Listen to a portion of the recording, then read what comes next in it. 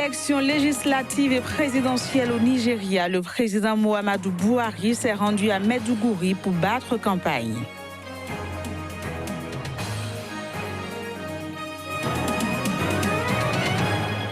Le grand déballage sur la corruption sous Zuma se poursuit en Afrique du Sud. Une de ses ministres est accusée d'avoir reçu des pots de vin pendant 14 ans.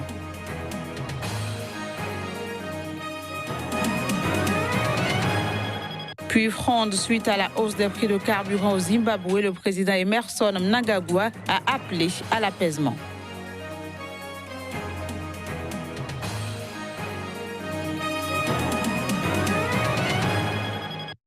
C'était là le sommaire, bienvenue à toutes et à tous. Le président nigérien Muhammadu Buhari, également candidat à sa réélection lors de la présidentielle de février, poursuit sa campagne. Dans ce cadre, il s'est rendu à un rassemblement de partisans à Maiduguri, dans l'état du Borno. Voici les images. À quelques semaines des scrutins législatifs et présidentiels, le président Muhammadu Buhari, qui ambitionne de briguer un autre mandat, mène activement sa campagne. Pour sa dernière sortie, il s'est rendu à un rassemblement de partisans à Maiduguri, dans l'état de Borno, où il a rencontré des milliers de partisans. Une occasion pour le chef de l'État de rappeler les efforts de son équipe depuis son ascension à la présidence.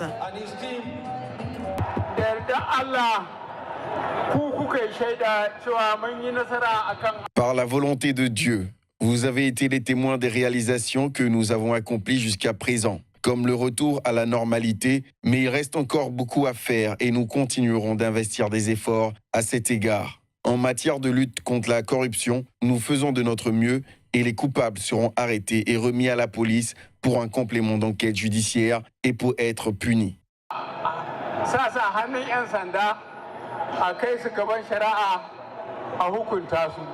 Au cours de ce meeting, Muhammadu Buhari a mis en garde contre les exacerbations de conflits aux 4 coins du Nigeria et accusé directement l'opposition de fomenter des violences. Le Nigeria a une longue tradition de violence politique en période électorale.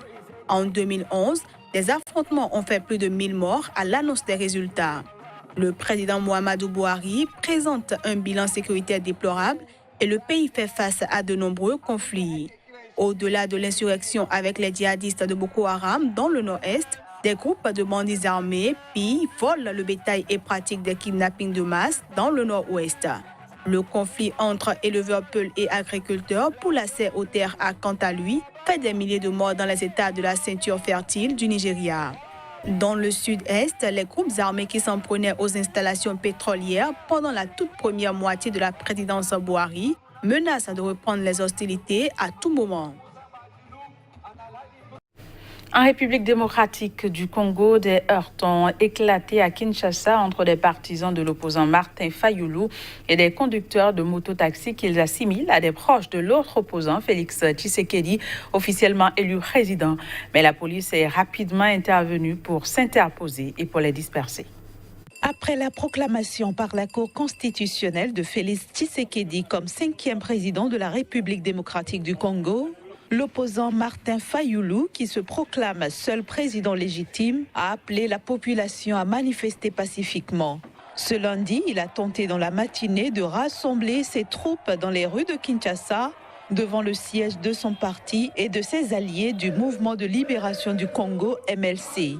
Au total, une cinquantaine de militants ont manifesté, très encadrés par la police anti-émeute.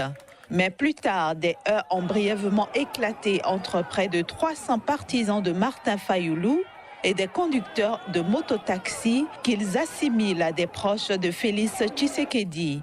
Un homme a été grièvement blessé à la tête par un jet de pierre avant que la police ne s'interpose. Et le président Martin Fayulu devait s'adresser à la base. Mais on a trouvé les lieux assiégés par la police, armés jusqu'aux dents. Ils ont cassé le podium, ils ont pris le baffle, ils ont procédé à l'arrestation des 4 militants, les chauffeurs de bus. On est une tricherie alors. Les gens que vous voyez, ce sont des citoyens paisibles congolais qui viennent réclamer la vérité des urnes.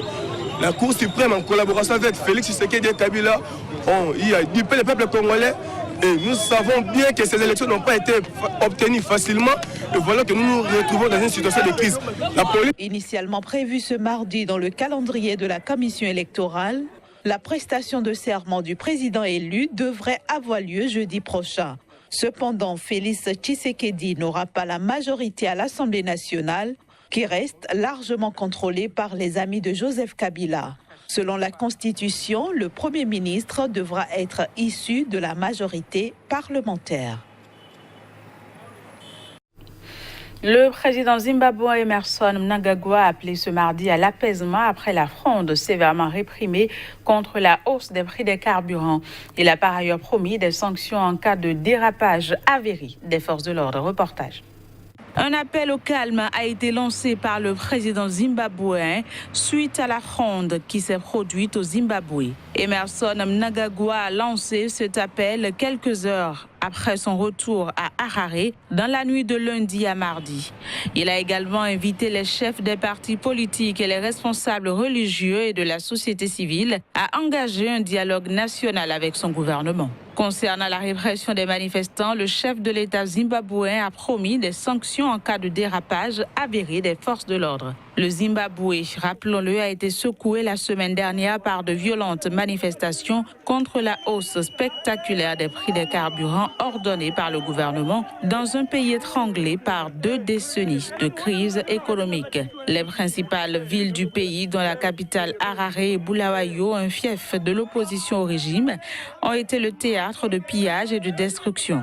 Le régime a riposté en ordonnant une répression brutale contre le principal syndicat du pays qui avait appelé à une grève générale de 3 jours, la société civile et l'opposition. Selon le Forum des ONG des droits de l'homme au Zimbabwe, au moins 12 personnes ont été tuées et 78 autres blessées par balle la semaine écoulée. Le Forum a en outre recensé plus de 240 cas de violence ou de torture par l'armée et la police. À Madagascar, le chef de l'État, Andry Rajoelina, a reconduit ce lundi dans ses fonctions Christian Sei au poste de Premier ministre. C'est ce qu'a annoncé le secrétaire général du chef de l'État, Valérie Ramon-Javello. Voici les précisions. Le Premier ministre malgache a été reconduit dans ses fonctions par le président fraîchement élu, Andry Rajoelina. Haut fonctionnaire à l'Organisation internationale du travail et ministre du Travail de 2002 à 2003, Christian Sei, puisque c'est de lui qu'il s'agit, avait été chargé en juin dernier de diriger un gouvernement d'union nationale jusqu'à l'élection présidentielle de fin 2018. Sa nomination avait été décidée après plusieurs semaines de crise entre le président de l'époque, RI, et ses adversaires qui exigeaient son départ. Christian Sei n'est membre d'aucun des 3 principaux partis politiques de la Grande Île. Déjà à la tête du pays de 2009 à 2014, Andry Rajoelina a remporté l'élection présidentielle en rassemblant 55,66% des suffrages lors du second tour disputé le 19 décembre dernier contre 44,34% pour son rival, Marc Ravalomanana. Dossier de corruption sous le régime de Jacob Zuma en Afrique du Sud. Un chef d'entreprise sud-africain affirme avoir payé des pots de vin à une ministre proche de Jacob Zuma pendant 14 années. Voici les précisions. Nouvel épisode du grand déballage sur les affaires de corruption sous le règne de l'ex-président sud-africain Jacob Zuma. Un ancien responsable de la compagnie de sécurité Bosasa, Angelo Agresi, a affirmé qu'il avait préparé chaque semaine de 2002 à 2016 une enveloppe contenant 50 000 rands, soit près de 3 200 € en liquide à remettre à Nomvula Mokonyane, actuel ministre de l'Environnement. Cette générosité visait à éviter tout ennui judiciaire à Bosasa, sous le coup depuis 2007, d'une enquête pour avoir remporté de nombreux contrats jugés suspects avec l'État.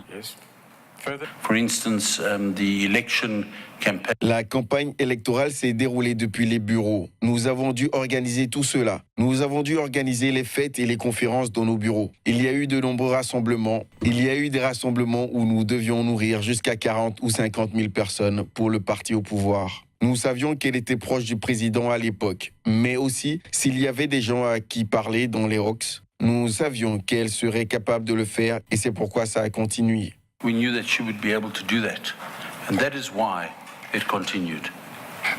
Successivement Premier ministre provincial puis ministre de l'eau pendant la présidence Zuma, Nonvoula Mokoniane a démenti ces allégations.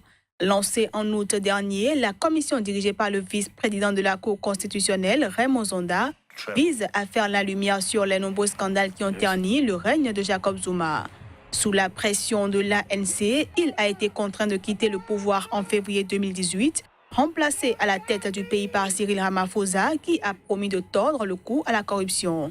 Il a toutefois maintenu Mokoniane au gouvernement, d'abord à la communication, puis à l'environnement.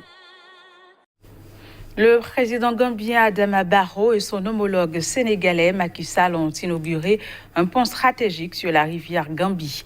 Attendu depuis des décennies, le pont doit doper les relations commerciales entre les deux pays et désenclaver la région sud du Sénégal. Les images.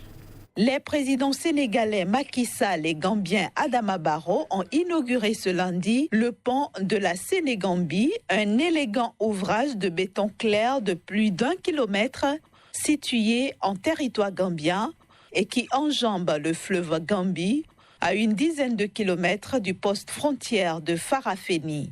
Ce pont permettra le désenclavement de la Casamance, région touristique et agricole, dont le développement a été freiné par son isolement géographique du reste du Sénégal et par une rébellion indépendantiste vieille de plus de 35 ans aujourd'hui en sommeil. Il favorisera également les échanges en Afrique de l'Ouest.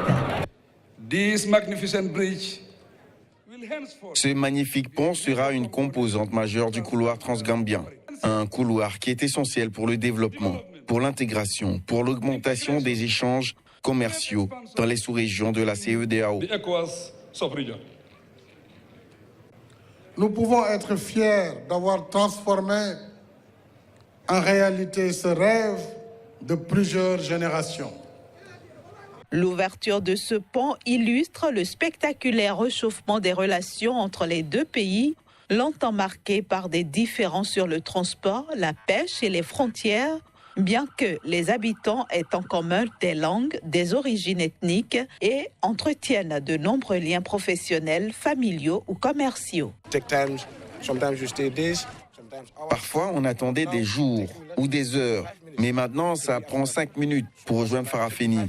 Donc, ça va nous changer la vie. C'est une bonne chose pour nous. Nous sommes très contents, très excités. Payant et ouvert de 7h à 19h, ce pont, dont l'achèvement après des décennies d'atermoiement, symbolise l'entente retrouvée entre la Gambie et le Sénégal, est accessible dans un premier temps aux véhicules légers, voitures, cars de moins de 35 places et à partir de juillet aux véhicules lourds, camions notamment. Voilà, c'est sur ces images que prend fin cette édition. Merci de l'avoir suivi. Au revoir et à demain.